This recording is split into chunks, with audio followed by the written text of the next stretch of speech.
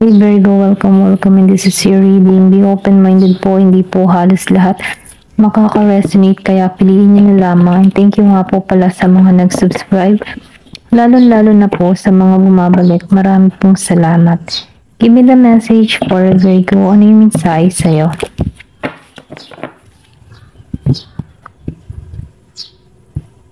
Give me the message for Virgo.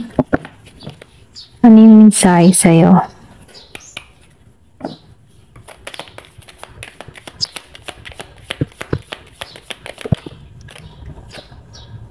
Wheel of Fortune. Nakikita ko dito, meron ditong magandang naghihintay sa'yo. Kumbaga, papalarin ka dito sa sitwasyon. Meron ditong magandang magaganap. Nababibes ko lang dito yung tagumpay patungo sa'yo. And then, nakikita ko rin dito, sundin mo yung instinct mo, sundin mo yung intuition mo. Kasi nafe-feel ko dito yung katatagan. Meron ditong tao, nakikita ko dito na meron tong malalim na nararamdaman sa'yo dito sa the strength. May pagka-Leo energy. Kumbaga itong tao na ito ay masyado siyang maingat, okay? Sa kanyang mga binibitawang salita dito. Meron tong lakas or tapang ng loob para tumungo sa'yo dito. Ito lang na-feel ko. King of Wands. So, nakikita ko rin dito, itong tao na ito ay talagang kumikilos. May pag-action. Ito yung tipo ng tao na hindi nagpapatumpik-tumpik. May lakas at talino, tulad ng isang leon dito sa The Strength. And then, na-feel ko dito, meron dito magandang kahihinatnan. Okay? Kung meron ka man dito na tao na Leo and Aries, Sagittarius. Meron dito patungo sa'yo na kung sana merong magandang kapalarang naghihintay dito. Nafe-feel ko dito yung lalim ng connection. Magiging kang masaya. Give me more information. Ano pa yung mensahe? New beginning. So, nafe-feel ko dito, magiging kang mapalad para rito. Ito yung tao na stable na. Ikaw man isang single, nafe-feel ko dito na magiging kang masaya sa tao na to. Okay? Patungo to sa'yo. May action, may pagkilos. Hindi to torpe. Ito lang yung nakikita ko. Tingnan pa natin. Give me the message. Ano pa yung mensahe sa'yo?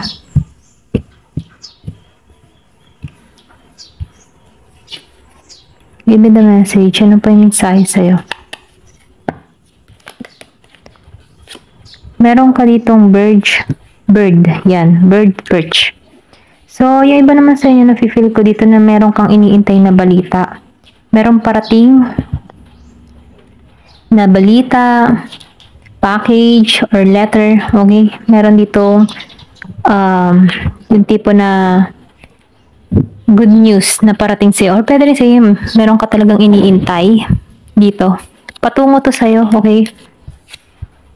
Both. So, nakikita ko rin dito, yung iba sa inyo, merong kasaganahang naghihintay.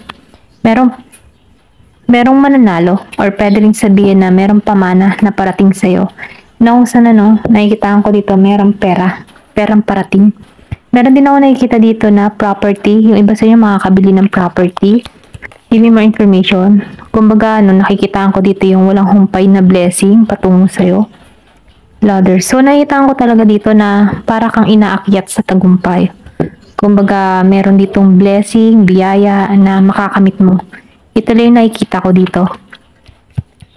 Magiging kang masaya dito. Kasi kung makikita mo dito sa Ace of Pentacles, nafe-feel ko dito yung stability, lalo-lalo na pagdating sa pera. Give me more information. Ano pa yung mensahe? Magiging kang masaya. Give me the message.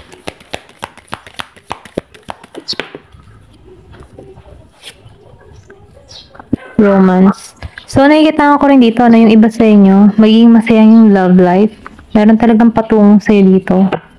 Kumbaga, magiging kang, sabihin natin na para kang nililipad, okay? Nililipad sa ligaya dito kasi itong tao na ito, may pagka-romantic. ba hindi mo aakalain na tutungo to sa'yo. Meron ditong diamond. So, yung iba naman sa inyo makaka-receive ng regalo. Hindi halos lahat ha.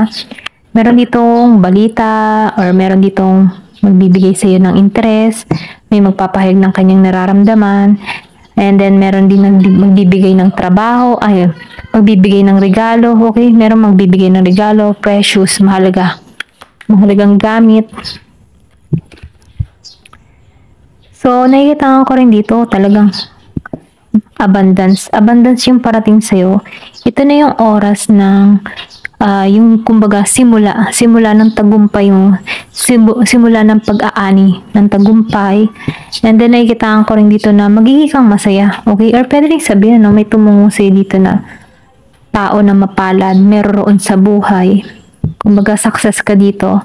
Magiging kang masaya. Para bang bigla kang yaman dito. Ito lang na-feel ko kasi kung makikita mo sa card plus pera yung parating. Give me more information. So, egg. Lumabas pa ang egg. So, meron kang magagandang plano na kung saan may kasagaradahan tong plano mo na meron tong hatid na tagumpay sa'yo. Kumbaga, sigurado to na makakamit mo to. Then, kung ikaw man may mga tinatrabaho dito, no, na-feel ko dito yung tagumpay mo. Okay? Give me more information. So, handshake. So, nakikita ko rin dito, no, meron kang mamimit na bago. Okay? Yung iba naman sa inyo, through online. Meron kang mamimit dito na sabihin natin online dating, foreigner, or pwede rin sabihin na may kaibahan sa inyong dalawa. Pero itong tao nito ay magiging importante sa buhay mo. Simula ito ng tagumpay, komunikasyon, or pwede rin sabihin pagkakaibigan dito sa tao na to. Okay? Give me more information. Ano pa yung mensahe? So, nakikita ko rin dito, no? Meron ditong family matter. So, ibig sabihin, ano, ikaw yung tipo ng tao na mahalaga para sa iyo yung pamilya, yung kinabukasan ng pamilya mo. Masyado kang family-oriented.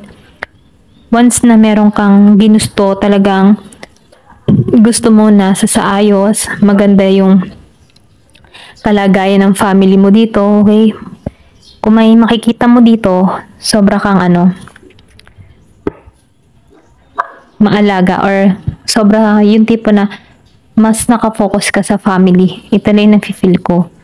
Priority mo yung family. Ganun ka.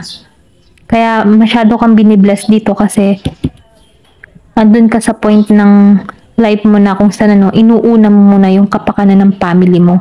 Sa ikabubuti ng pamilya mo. Sa ikatatagumpay ng family mo. Kaya marami kang blessing dito na marireceive kasi mabuti kang tao.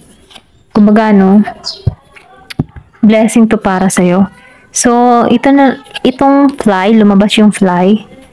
So, ingat ka na lamang din sa mga kinakain mo or sa mga kumbaga, kung madalas ka magpuyat, iwas-iwasan mo. Kasi nafe-feel ko dito na meron ditong sakit, okay? So, ingat ka na lamang dito. Your job. So, nakikita ko rin dito yung iba sa inyo nagkaroon ng personal sorrow. O pwede rin sabihin tapos na to, na-experience mo na to. Marami kang nang niluha, marami ka nang, kumbaga, nasaktan ka na talaga ng lubusan dito sa third jobs. Pero ganun pa man, nafe-feel ko dito na nalampasan mo to.